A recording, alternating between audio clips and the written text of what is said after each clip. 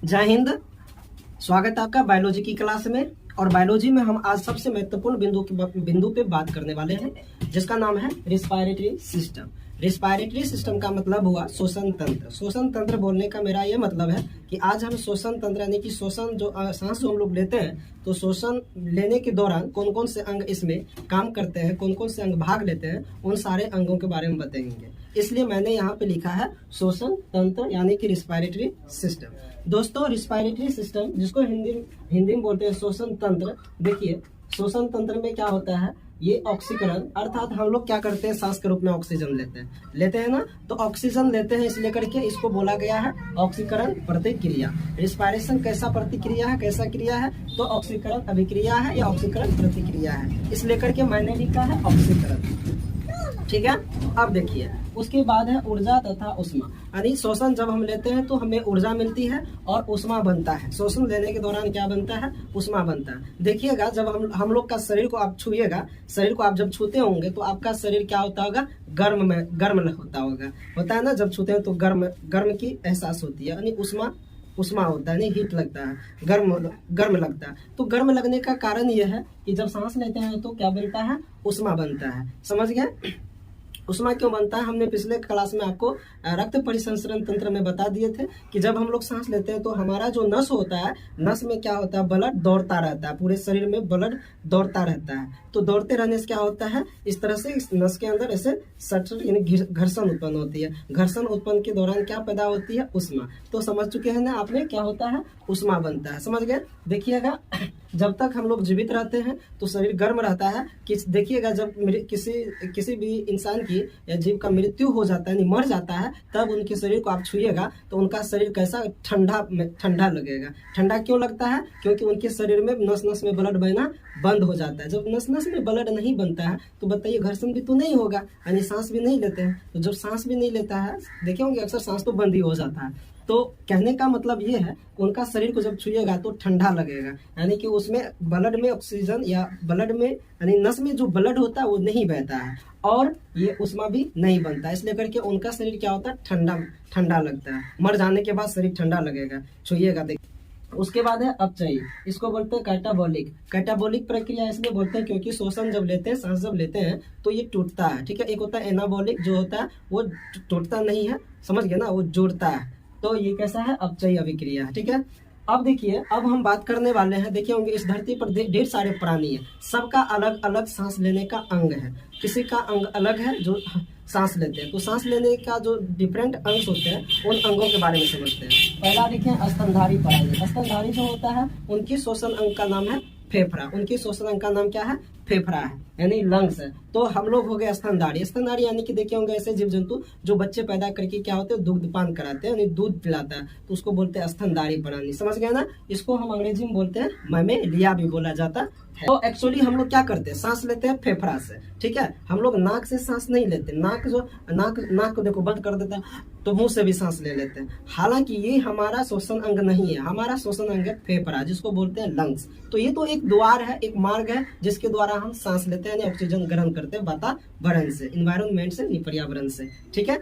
अब देखिए, जो कीड़े मकोड़े होते हैं, छोटे छोटे कीड़े मकोड़े, उनके श्वसन अंग का नाम है ट्रैकिया। क्या नाम है, ट्रैकिया। हिंदी में बोला जाता है उसको श्वास नली। हिंदी में क्या बोला जाता है, श्वास नली बोला जाता है। तो पूछेगा आपसे कि कीड़े मकोड़े जो होते हैं, कीट पतंग जो होती है, वो कौन से अंग से सांस लेती है, तो बोलिएगा कीट ट्रैकिया से, श्वास नली से। उसके बाद देखिए जलीय जीव, यानी कि जो जलीय जीव होता है, जो जल में रहते हैं, वो प्राणी लेते हैं गिल से। हिंदी में उसको बोलते हैं क्लोब, हम लोग उसको अपनी भाषा में बोलते हैं गल्फर। क्या बोलते हैं, गल्फर। देखे होंगे मछली जब रहती है पानी में, तो मछली को देखिए, मछली होते हैं, मछली कौन चीज सांस लेता है, गल्फर से, गिल से।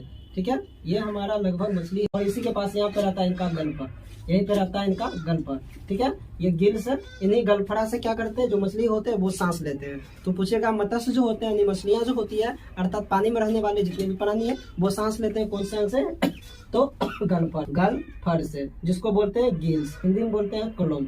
समझ में आ रहा है? अब देखिए, मेढक यानी कि फ्रॉग। मेढक जो होता है, ये कौन चीज सांस लेता है, तो बोलिएगा त्वचा से, और दोस्तों एक और मैंने लिख दिया फेफड़ा से। देखिए त्वचा से कब सांस लेता है, जब ये देखिएगा भूमिगत होता है, जब ये भूमिगत का मतलब हो गया, ये देखिएगा जब धरती के अंदर चल जाता है तो मेढक जो होता है सांस लेते हैं त्वचा से। कौन चीज लेता है? त्वचा से। और तब क्या करते हैं, मेढक जो सांस लेता है फेफड़ा से लेता है। तो पूछेगा मेढक जब धरती के अंदर चल जाता है तो तब लेता है त्वचा से सांस, और उसके बाद जब भूमि पर आता है तो लेता है फेफड़ा सांस लेता है। ठीक है, आगे देखते हैं। आगे है टेडपोल। टेडपोल बोलते हैं मेढक के बच्चे को। ठीक है, मेढक के बच्चे जो होते हैं वो लेते हैं गिल से सांस, यानी कि गलफर से। देखे होंगे मेढक के बच्चे को टेडपोल बोला जाता है। टेडपोल देखिएगा, ये जो है जब बच्चा होता है, मेढक का जो बच्चा होता है इसको टेडपोल बोलते हैं। ये मछली के बच्चे के जैसा लगेगा। हम बात बताते हैं, जब हम कुछ बहुत समय पहले की बात है, जब छोटे थे बच्चे थे, तो एक बार की बात है, हम घर से निकले थे ऐसे बाहर, तो देखे थे क्या, सड़क के किनारे एक छोटा सा पोखर था, पोखर का पानी खत्म था, तो उसमें मैं देखा तो छोटा सा ऐसे, तो मुझे मछली की तरह दिखाई दिया। तो मैंने लगा था कि छबड़ा है मछली का, मुझे लगा कि मछली का ही बच्चा छबड़ा।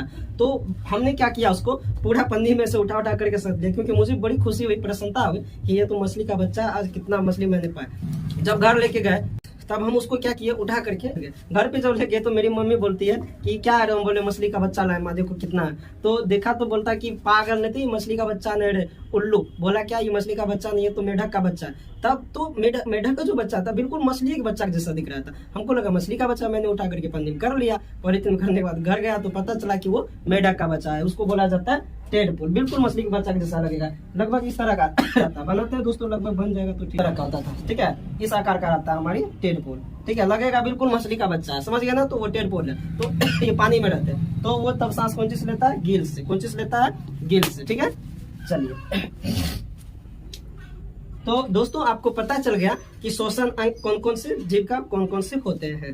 ठीक है, ये आपके बारे में बता दिए। अब बात करने वाले हैं हम श्वासोच्छवास, जिसको बोलते हैं ब्रेथिंग। श्वासोच्छवास ये दो तरह का होता है। सांस लेने और छोड़ने की प्रक्रिया को हम बोलते हैं श्वासोच्छवास। पूछेगा श्वासोच्छवास क्या है, तो सांस लेने एवं छोड़ने की प्रक्रिया को बोला जाता है श्वासोच्छवास। ठीक है, ये दो प्रकार का होता है, एक होता है निःश्वसन, एक होता है निःश्वसन। ठीक है, निःश्वसन और निःश्वसन। ठीक है, हिंदी वालों को थोड़ा दिक्कत हो सकता है। एक होता है निःश्वसन और एक होता है निःशोषण। ठीक है, निःशोषण और एक होता है निःशोषण। ये दो प्रकार के होते हैं। निःशोषण क्या है, तो जब हम सांस लेते हैं, निःशोषण तो उसको बोलते हैं निःशोषण। ठीक है, अंग्रेजी वालों को दिक्कत नहीं होगा। देखिए हिंदी वालों को थोड़ा दिक्कत हो सकता है।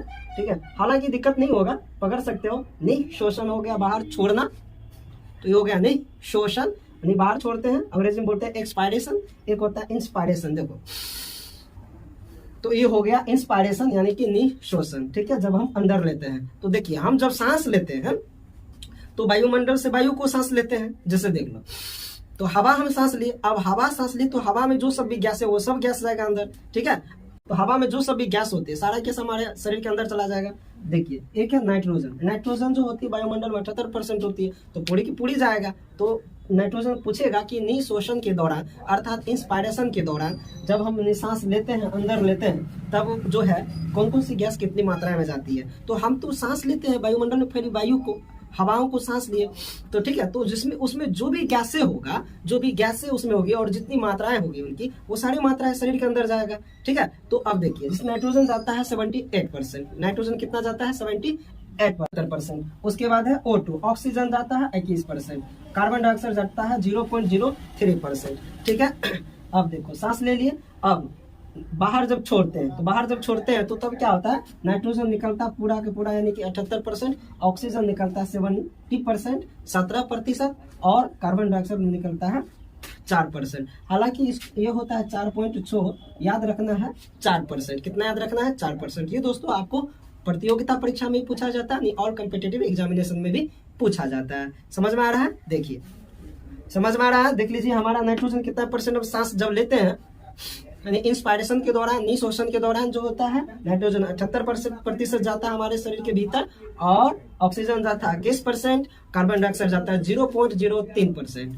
और उसके बाद जब सांस छोड़ते हैं, एक्सपायरेशन करते हैं, यानी कि बाहर छोड़ते हैं, तब नाइट्रोजन 78% पूरी बाहर निकल जाता है। उसके बाद ऑक्सीजन 17% निकलता है। ठीक है, जहाँ पे देखो ऑक्सीजन लेते हैं, 21 लेते हैं, तो 17% ही बाहर निकलता है। उसके बाद कार्बन डाइऑक्साइड 4% बाहर निकलता है। ठीक है, तो यहाँ तक आपको समझ में आ गया होगा, ठीक है। मुझे हम आगे बात करेंगे मनुष्य के फेफड़ा के बारे में, ठीक है। यहाँ बात करने वाले हैं स्तनधारी फेफड़ा के बारे में, नहीं लंग्स के बारे में, ठीक है, उसकी श्वसन अंग के बारे में, ठीक है।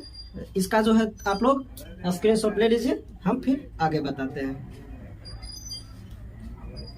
अब हम बात करने वाले हैं श्वसन मार्ग के बारे में। श्वसन मार्ग है क्या? श्वसन मार्ग वायु जिस मार्ग से होकर गुजरती है उसे श्वसन मार्ग कहते हैं, ठीक है। या फिर वायु जिस मार्ग का अनुसरण करती है उसे कहते हैं श्वसन मार्ग। वायु जिस मार्ग से होकर गुजरती है उसे कहते हैं श्वसन मार्ग। श्वसन मार्ग देखिए, ये हमारे श्वसन अंगों के नाम है। जो भी अंग हमारे भाग लेते हैं वो हमारे श्वसन अंग है ना। हमने शुरू में ही कह दिया था कि श्वसन तंत्र यानी कि श्वसन तंत्र में जो भी अंग भाग लेते हैं उसे ही बोलते हैं श्वसन तंत्र, रेस्पिरेटरी सिस्टम। ये हमारे श्वसन अंग है, इन सारे को मिला करके एक नाम दिया जाता है श्वसन तंत्र। पहला है नासिका छिद्र, जिसको बोलते हैं नोज। क्या बोलते हैं? नोज। ये हमारा नासिका छिद्र है, ठीक है। ये हमारा नासिका छिद्र है, देखे होंगे। ये जो मेरा है, ये मेरा नासिका छिद्र है। ये नासिका छिद्र, ये इससे हम लोग सांस लेते नहीं, ये बस एक मार्ग है। मैंने कहा था ना श्वसन मार्ग, बस ये एक मार्ग है जिसके द्वारा हम क्या करते हैं, सांस ग्रहण करते हैं, ठीक है। नासिका छिद्र में क्या होता है, नासिका के अंदर में यहाँ पे छोटे छोटे रोम होते हैं, नहीं छोटे छोटे बाल होते हैं, जो क्या करते हैं, सांस में जो भी हम गैस लेते हैं, हवा लेते हैं, तो उनके साथ जो भी छोटे छोटे धूलकण होते हैं उसको क्या करते हैं, ये रोया मैंने रोक लेता है, उसको धूलकण को रोक लेता है। उसके बाद देखिए, ठीक है, अगर ये रोया से जो बच जाता है उसके बाद है आपका नासा कपाट। ये क्या है? नासा कपाट। अरे यहाँ से जो नासिका छिद्र है और इसके बाद जो यहाँ का भाग आता है, ये इसको बोलते हैं नासा कपाट। क्या बोलते हैं? नासा कपाट, ठीक है। यहाँ पे से प्रहार कीजिएगा तो बड़ी जोर से चोट लगता है, भयानक चोट लगता है। देखे होंगे हम लोग कभी कभी बोल देते हैं अपनी भाषा में कि मारेंगे ना एक फाइट तो नाक का बत्ती तोड़ देंगे, तो हम लोग अपनी भाषा में इसको नाक का बत्ती भी बोलते हैं, ठीक है। तो ये हमारा नासा कपाट है। यहाँ से जो यहाँ का भाग है ये मेरा नासा कपाट है, ठीक है। ये नासा कपाट में क्या होते हैं, म्यूकस भरा होता है, चिपचिपा पदार्थ होता है। देखे होंगे ऐसा करके घोषा के निकालते होंगे, कुछ चिपचिपा पदार्थ मिलेगा। हम लोग उसको भाषा में कुछ और बोलते हैं, ठीक है, ठेना बोलते हैं, ठीक है। वो म्यूकस जो चिपचिपा पदार्थ होता है। नासा कपाट, नासा कपाट क्या होता है, ठीक है, समझ गए। तो यहाँ पे जो होता है, ये यहाँ पे प्रहार कीजिएगा, ये मेरा नासा कपाट है। इसमें छोटे चिपचिपा पदार्थ होता है जिसे म्यूकस कहते हैं। वो म्यूकस क्या करता है, अगर रोम जो छोटे छोटे बाल होते हैं नासिका छिद्र में, अगर ये धूलकण को नहीं रोक पाता है तो वो जो म्यूकस होता है, चिपचिपा पदार्थ होता है, उस चिपचिपे पदार्थ में जो धूलकण होता है चिपक जाता है, उसको अंदर जाने नहीं देता है, ठीक। तो धूलकण को म्यूकस रोक लेता है। फिर देखे होंगे वो हम लोग उसको अंदर से खोखिया करके निकालते हैं, जिसको हम लोग नकटी कहते हैं। क्या कहते हैं? नकटी, ठीक है। वो धूलकण जम जाता है, उसमें जमा हो जाता है। उसके बाद आपका ग्रसनी। क्या है? ग्रसनी। ग्रसनी जो होता है यहाँ पे होता है हल्लक में, ठीक है। इसको हल्लक भी बोलते हैं। क्या बोलते हैं? ग्रसनी, ठीक है। फेरिक्स। तो ये भी जो है श्वसन का मार्ग है। इस मार्ग से भी श्वसन हमारे फेफड़ा तक जाते हैं, ठीक है। इस रास्ते से सारा भोजन भी हमारा जाता है, ठीक है, जो आपको बता दिए थे आहार नाम चैप्टर में, ठीक है। मनुष्य के पाचन तंत्र बता दिए थे इसके बारे में, ठीक। अब देखो, उसके बाद है लैरिक्स। लैरिक्स मेरा ये है, इसको हम लोग अपनी भाषा में कंठ बोलते हैं, हिंदी में बोलते हैं स्वर यंत्र। इसी के कारण हमारा आवाज मोटा और पतला होता है।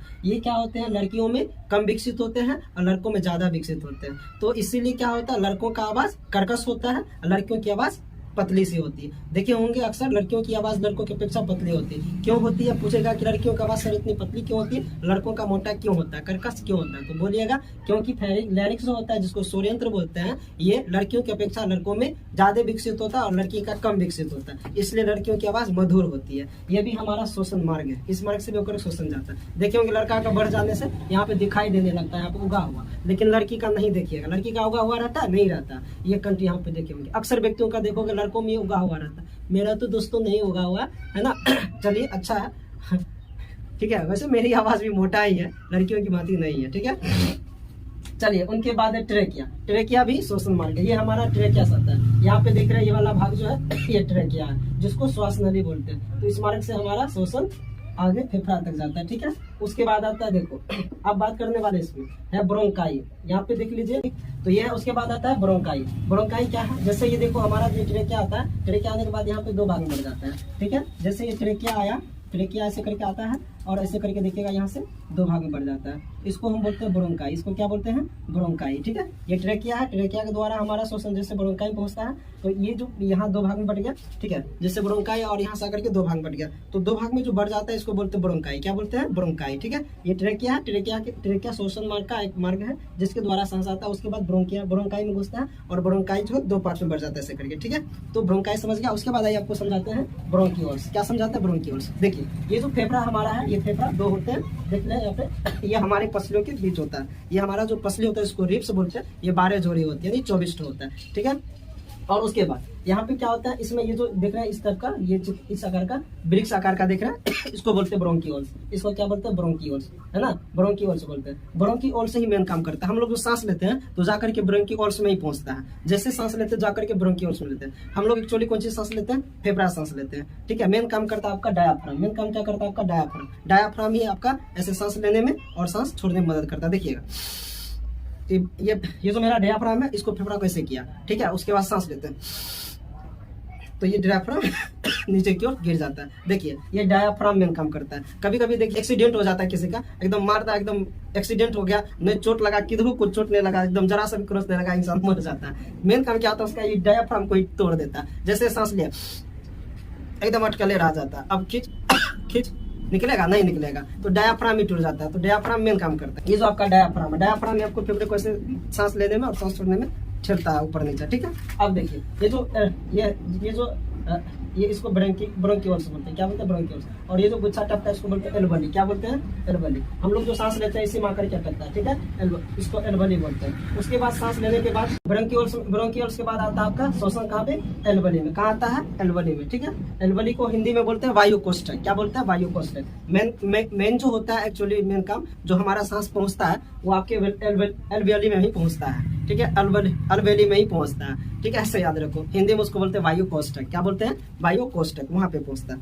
अब देखिए उसके बाद एल्वेली के बाद जो होता है ब्लड में जाता है हमारा। ठीक है, ऑक्सीजन ब्लड से चला जाता है सेल से चला जाता है माइटोकॉन्ड्रियम। अब काम कैसे करता है देखो, तो ये जो डायाफ्राम है, डायाफ्राम ही हमारा मेन काम करता है। ठीक है, डायाफ्राम सांस लेते हैं तो डायाफ्राम नीचे गया, फिर डायाफ्राम इसको नीचे ऊपर झेलता है। ठीक है, तो मेन काम हमारा डायाफ्राम करता है। ठीक है, ये डायाफ्राम है। ठीक है, और जब कोई गर्भवती महिला होती है तो गर्भवती महिला में डायाफ्राम काम नहीं करती, क्योंकि यहाँ पे हमारा बच्चे पलते हैं और डायाफ्राम काम नहीं करके तब क्या करता है, जो गर्भवती महिला होती है उसमें डायाफ्राम का काम करता है उसका ये पसली जो होता है 12 जोड़ी, है ना, 24 पसली होता है जिसको रिब्स बोलते हैं। तो डायाफ्राम का काम वो करने लगती है। ठीक है, कौन सी, गर्भवती महिलाओं में। अब देखिए उसके बाद देखिए क्या होता है, तो ये जो है जब सांस लेते हैं तो सांस लेने के बाद क्या होता है, एल्वेली में जो पहुंचता है वायु कोष्ठक में हमारी हवा, यानी समझ गए ना, तो क्या करता है यहाँ से ले लेता है आपका हीमोग्लोबिन। कौन ले लेता है, हीमोग्लोबिन ले लेता है। मेन काम करता है हीमोग्लोबिन। ठीक है, हीमोग्लोबिन हमारे ब्लड में पाया जाता है। हीमोग्लोबिन क्या करता है, एल्वेली से क्या करता है, O2 ले लेता है। कौन चीज, O2 ले लेता है। O2 ले करके हीमोग्लोबिन हमारे पूरे शरीर में पहुंचा देता है। टांग को कहता है टांग ले ऑक्सीजन, सारा हाथ मतलब पूरे शरीर को दे देता है। तो हीमोग्लोबिन क्या करता है, ऑक्सीजन एक से लेकर के, इसका नाम है एल्वेली नहीं कि वायु कोष्ठक। वायु कोष्ठक से ऑक्सीजन लेकर के हीमोग्लोबिन पूरे शरीर को दे देता है। ठीक है, फिर पूरे शरीर से ये क्या करता है, हीमोग्लोबिन कार्बन डाइऑक्साइड मांग लेते हैं। ठीक है, सबसे टांग हाथ सबसे कहता है हमारा कार्बन डाइऑक्साइड दे, कार्बन डाइऑक्साइड ले लेता है पूरे शरीर से। उसके बाद फिर दे देता है किसको, वायु कोष्ठक को। और वायु कोष्ठक क्या करता है, ये ब्रोंकाई से फिर ट्रेकिया के द्वारा सांस बाहर निकाल दिया जाता है। तो इस प्रकार हमारा फेफड़ा काम करता है। समझ गया ना, फेफड़ा होता है एक जोड़ा और पसलियों के बीच पाया जाता है। और CO2 पूरे शरीर से ले लेता है ना। हीमोग्लोबिन मेन काम करता है, लेकिन हीमोग्लोबिन का एगो बहुत खराब आदत है, छोटा इसका बहुत एक बैड हैबिट्स है। बैड हैबिट्स क्या है, इसको ऑक्सीजन ज्यादा पसंद नहीं होकर के सबसे ज्यादा इसको पसंद होता है CO, कार्बन मोनोऑक्साइड। हीमोग्लोबिन को सबसे ज्यादा पसंद है कार्बन मोनोऑक्साइड। ठीक है, ज्यादा ये इनको। अब देखिए तो होता है क्या, देखेंगे कभी कभी हम लोग धुआं समय कार्बन मोनोऑक्साइड होता है, वहां पे देखिएगा ये क्या होता है, धुआं हम लोग खींच नाक के द्वारा जाता है, ये ढेर मात्रा में ले लेता है, फटाफट इसको ज्यादा पसंद होता है हीमोग्लोबिन और धुआं ले लेता है। उसमें होता है कार्बन मोनोऑक्साइड यानी CO और पूरे शरीर को देता है। और देखे होंगे हम लोग ऐसे करके बेहोश हो जाते हैं। समझ गए, तो क्या होता है, हीमोग्लोबिन को ज्यादा पसंद है कार्बन मोनोऑक्साइड, लेकिन बहुत अच्छा काम करता है हीमोग्लोबिन। हीमोग्लोबिन क्या करता है, वायु कोष्ठक से ऑक्सीजन लेता है और पूरे शरीर को देता है, फिर पूरे शरीर से कार्बन डाइऑक्साइड लेकर के वायु कोष्ठक को देता है। और वायु कोष्ठक क्या करता है, ये मैंने श्वसन मार्ग के द्वारा फिर नासिका छिद्र के द्वारा बाहर निकाल दिया जाता है। ठीक है, तो देखा आपने कैसे काम किया। और हीमोग्लोबिन के द्वारा ही देखे होंगे हमारा रक्त क्या होता है, लाल होता है। हीमोग्लोबिन के द्वारा ही हमारा रक्त क्या होता है, लाल होते हैं। ठीक है दोस्तों, अब बताते हैं कि मनुष्य में हिचकी क्यों आती है। ठीक है, हिचकी क्यों आती है, जिसको कहते हैं सरकना, सरक जाते हैं। देखिए यहाँ पे जो आपका ग्रसनी है, फायरिक्स, ठीक है, ये फायरिक्स देखो समझा देते हैं तुरंत हिचकी क्यों आता है, देख लीजिए। एयर यानी हवा जाएगा, और ये है फूल का मॉडल, और इसका नाम है एपिग्लोटिक्स। इसका नाम क्या है, एपिग्लोटिक्स। देखिए एपिग्लोटिक्स ये है ना। हिचकी क्यों आता है, देखिए होंगे हम जब सांस लेते हैं, ग्रसनी के दो छिद्र होते हैं। ग्रसनी के कितने छिद्र, दो छिद्र, एक होता है कंठ द्वार, एक होता है निगल द्वार। कंठ द्वार देकर हवा जाता है, और निगल द्वार देकर रास्ता से भोजन जाता है, और इसका नाम है एपिग्लोटिक्स। एपिग्लोटिक्स के में ये क्या इनका काम, एपिग्लोटिक्स। देखिए जब आप हाकर फाड़िएगा, आप फाड़िएगा आयनासन में, तो यहाँ पे एकदम एगो लोरकी की तरह दिखाई देगा, मांस संरचना होता है, उसका नाम है एपिग्लोटिक्स। एपिग्लोटिक्स क्या करता है, जब हम लोग भोजन करते हैं तो एपिग्लोटिक्स क्या करता है, जो एयर का मार्ग होता है, हवा का मार्ग होता है कंठ द्वारा, उसको ढक देता है, और भोजन सरसरा के चला जाता है भोजन मार्ग के द्वारा। तो हम नहीं सरकते, ठीक ठाक रहते, भोजन एकदम आहार नाल तक चल जाता है। देखिएगा कभी कभी क्या करते हैं, खाना खाते हैं, और खाना खाने वक्त हम दूसरे के ख्यालों में गुम हो जाते हैं, है ना, एकदम दूसरों के ख्यालों में गुम होते हैं। माधुरी दीक्षित, सोनाली बेंद्रे, नौतेरा क्या क्या किसके याद में एकदम याद करने लगते हैं, कुछ और सोचने लगते हैं, ख्यालों में गुम हो जाते हैं। तो क्या होता है, ख्यालों में गुम जाते हैं, तो इसको कंट्रोल करता है, को नियंत्रण कौन करता है, हमारा ब्रेन करता है। तो अब ये क्या होता है, ये जो चुट्टा खचरा अपना रास्ता भूल जाता है। अब यह ब्रेन में को कहने लगता है कि अब हम भोजन चबार है, भोजन चबार है। अब भोजन जो निगलने पड़ेंगे, तो ये तुरंत कहेगा कि ब्रेन को, कि धीरे दिमाग मारे ब्रेन, अब हम किधर काम करेंगे। तो ये जो होता है क्या होता है, इसको नहीं ढक करके इसी को ढक देता है, इसी को क्या करता है, ढक देता है। ये एपिग्लोटिक्स भोजन नली को, भोजन को जाना चाहिए भोजन नली में, ठीक है। ये मार्ग तो शोषण वाला है, सांस इस मार्ग से होकर जाता है, तो भोजन मार्ग। ये एपिग्लोटिक्स क्या करता है, जब हमारा दिमाग दूसरे ख्यालों में खोया हुआ रहता है, तो एपिग्लोटिक्स क्या करता है, ये एयर मार्ग को नहीं ढक करके भोजन नली को क्या करता है, निगल द्वार को ढक लेता है। अब भोजन चला जाता है कंठ द्वार में, और कंठ द्वार ये एयर का मार्ग है, ये एयर वाला मार्ग हमारे नक से जुड़ा हुआ था, और उसके बाद ये जैसे जाता है तो फेफड़ा के पास जाता है। अब फेफड़ा उसके बाद कहता है, क्या आ रहा है, एकदम ये क्या आ रहा है, तो मेरे लिए लायक है नहीं, अब भोजन आ रहा है। अब फेफड़ा तुरंत ये क्या करता है, ऐसे होश के भागाता है, चलो भाग भाग, एकदम कस के हुमच कैसे जो मारता है, तो उसी को हम ऐसे हिचकी आ जाता है, समझ गए, और ऐसे कहने लगता है, हिचकी आ जाता है। तो इस कारण इसीलिए हमको हिचकी आता है, ठीक है। यही मेन रीजन है, और कोई कारण नहीं, इसके पीछे कोई रस नहीं है। हाँ, हमारे सामाजिक तौर पर देखेंगे, हमारे समाज में क्या करता है कि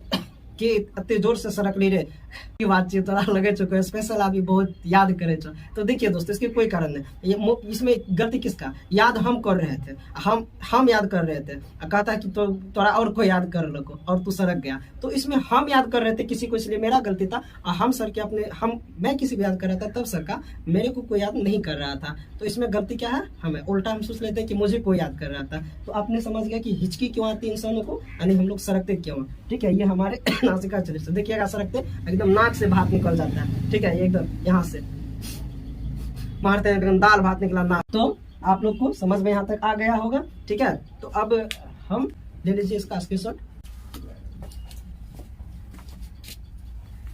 हम आप लोगों के लिए इतनी मेहनत कर रहे हैं, समझ गए, अच्छे अच्छे वीडियो लाते रहेंगे। आप लोग हमारी एनर्जी को बनाए रखने के लिए आप लोग सब्सक्राइब और लाइक कर दीजिए, ताकि हमारा भी हौसला बने रहे, और आपके लिए ऐसे ही आसान भाषाओं में बड़े बड़े टॉपिक्स को सोल्व करेंगे, और आसान भाषा में आपको समझाने का कोशिश करते रहेंगे, ठीक है। बने रहेंगे हम आपके साथ, ठीक है। तब तक के लिए धन्यवाद, जय हिंद।